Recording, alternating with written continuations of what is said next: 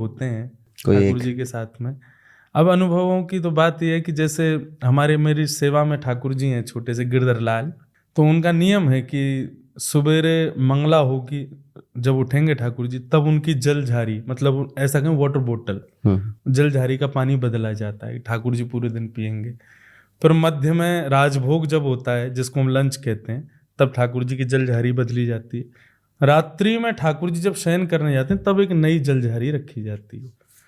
तो एक बार कहीं बहुत हबड़ दबड़ इतनी ट्रेवलिंग में रहते हैं, तो रात्रि का ठाकुर जी का जल झारी का जल बदलना मैं भूल गया, दोपहर का ही रखा था।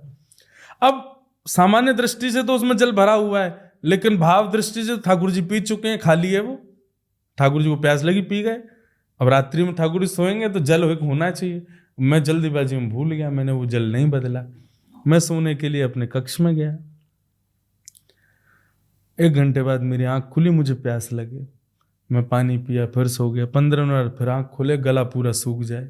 मतलब आप जल पीते हो तो थोड़ी देर तो गले में तरावट रहती है ना, लेकिन वो बिल्कुल ऐसा था कि जैसे मैं 5-6 घंटे बोल लिया हूं और मेरे गले में एक बूंद भी सलाइवा नहीं है। कम से कम नहीं तो 20 बार मैंने पानी पिया और मेरी प्यास ना बुझे, और उसका ये परिणाम कि अब मैं बार बार वॉशरूम जाऊं, मतलब प्यास भी लगे और वॉशरूम जाऊं, बार बार लघु शंका जाऊं। सवेरे मैंने किया यार पूरी रात क्या रहा है, पानी पानी पीता रहा हूँ, बार बार वॉशरूम गया हूँ। मैंने कहा छोड़ो, अब स्नान ध्यान करके जैसे ही मैं ठाकुर जी की सेवा में गया तभी मुझे याद आया, मैंने अरे रात्रि तो जल मैंने बदला नहीं।